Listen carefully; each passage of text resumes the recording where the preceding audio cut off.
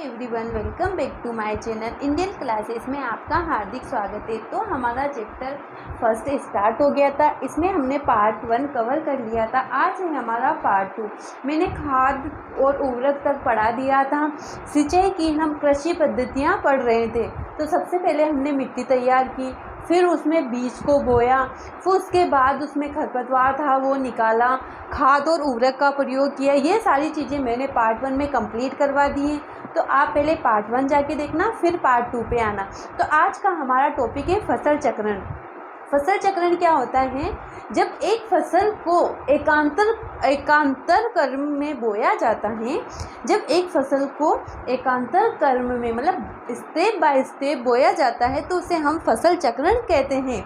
जैसे एक फसल के बाद खेत में दूसरी किस्म की फसल का एकांतर क्रम में उगाना फसल चक्रण कहलाता है। जैसे एक ऋतु में फलीदार फसल है तो दूसरी ऋतु में गेहूं वाली फसल बोई जाती है। इससे क्या होता है? फसल चक्रण को क्यों अपनाया जाता है? फसल चक्रण को इसलिए अपनाया जाता है क्योंकि जो मिट्टी में पोषक तत्वों की कमी हो जाती है वो दूसरी फसल उसकी पूर्ति कर सके। जैसे फलीदार पौधे होते हैं, उनकी जड़ों में जो गांठें पाई जाती है उसमें राइजोबियम नाम का जीवाणु पाया जाता है, जो क्या करता है, वायुमंडल से नाइट्रोजन को ग्रहण करके नाइट्रोजन फिक्सेशन यानी नाइट्रोजन स्थिरीकरण का कार्य करता है, जो पौधों के लिए बहुत उपयोगी होती है। तो अगर एक टाइम में हम फलीदार पौधे बोते हैं खेत में तो नाइट्रोजन के जो पोषक तत्व हैं वो भरपूर मात्रा में मिट्टी में उपलब्ध हो जाते हैं। फिर हम दूसरे टाइम दूसरी फसल बोएंगे तो वो पोषक तत्व उस फसल के लिए लाभदायक सिद्ध होंगे। इसीलिए फसल चक्रण अपनाया जाता है, यानी जिस पोषक तत्वों की कमी हो जाती है उन पोषक तत्वों को पूरा करने के लिए फसल चक्रण अपनाया जाता है। फिर आता है अपना सिंचाई। निश्चित अंतराल के बाद फसल को पानी देना सिंचाई कहलाता है ना।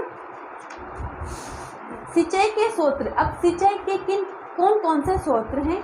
कुएं, नलकूप, ट्यूबवेल, तालाब, झील, नहर आदि। सिंचाई की विधियां जो प्रारंभिक विधियां थी जैसे रहर, देकली, मोट, गिरनी, चेन पंप, ये सारी पुरानी विधियां थी।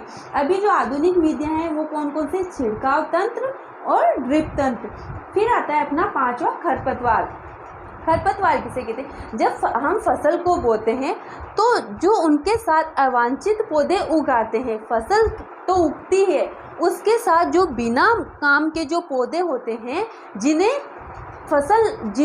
जो फसल को नुकसान पहुंचाते हैं और हमारे लिए भी हानिकारक होते हैं, उन्हें हम खरपतवार बोलते हैं। फसल के साथ उगे हुए अवांछित पौधों को खरपतवार कहलाता है। निराई। खरपतवार को हटाने की प्रक्रिया निराई कहलाती है। निराई करने के निम्न तरीके हो सकते हैं: जुताई, हाथ से उखाड़कर, रासायनिक उपचार यानी खरपतनाशी के छिड़काव द्वारा भी हम खरपतवार को नष्ट कर सकते हैं। फिर आता है कटाई। देखो, फसल पक जाने के बाद उसे काटना कटाई कहलाता है। इसकी भी विधियां होती है, हाथ से कटाई और हार्वेस्टर। आजकल हार्वेस्टर, पहले के ज़माने में हाथ से ही कटाई की जाती है, लेकिन अभी आधुनिक ज़माने में हार्वेस्टर आ गए तो हार्वेस्टर से भी इसकी कटाई हो जाती है, जो कम समय में कम मेहनत में ज़्यादा काम कर देती हैं। कटाई। काटी गई फसल से बीजों को भूसे से अलग करने की प्रक्रिया को थ्रेसिंग कहलाती है। यह कार्य कॉम्बाइन मशीन द्वारा किया जाता है, जो हार्वेस्टर तथा थ्रेसिंग का संयुक्त रूप है। विनोइंग क्रिया में किसान हाथ से फसल को पटक कर दाने को अलग करने की क्रिया को विनोइंग कहते हैं। फिर फसल अलग हो गई तो उसका क्या किया जाता है? भंडारण किया जाता है। फसलों को अधिक समय तक सुरक्षित रखने के लिए उसे नमी, कीट तक चूहों से बचाने के लिए आवश्यक होते हैं। बीजों का बड़े पैमाने पर भंडारण साइलो तथा भंडार गृहों में किया जाता है।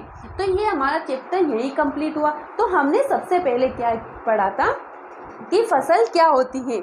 जब हम बड़े पैमाने पर एक ही किस्म के पौधे उगाते हैं तो हम उसे फसल बोलते हैं। फिर हमने देखा फसल ऋतु के आधार पर 2 प्रकार की होती है ना, खरीफ की फसल और रबी की फसल। खरीफ की फसल हमें जून से अक्टूबर में बोई जाती है, यानी बारिश के टाइम पे जो फसल बोई जाती है उन्हें हम खरीफ की फसल बोलते हैं। फिर आती है रबी की फसल, जो अक्टूबर से शुरू होकर मई जून तक रहती है। फिर उसके बाद में हमने पढ़ा कृषि पद्धतियाँ। फसल को उगाने से पहले क्या क्या कार्य करने पड़ते हैं। सबसे पहले आता है मिट्टी को तैयार करना।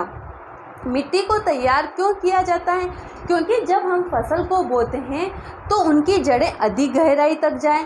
अगर जड़ें अधिक गहराई तक जाएगी तो उन्हें शोषण भी आसानी से मिल सके और जो पोषक तत्व जमीन के अंदर दबे हुए हैं वो पलट कर ऊपर आ जाएं। जब मिट्टी को उल्टा पलटा जाता है तो जो खनिज तत्व नीचे हैं वो ऊपर की साइड आ जाते हैं, जिससे पौधों को आसानी से ग्रहण करते हैं या मिल जाते हैं।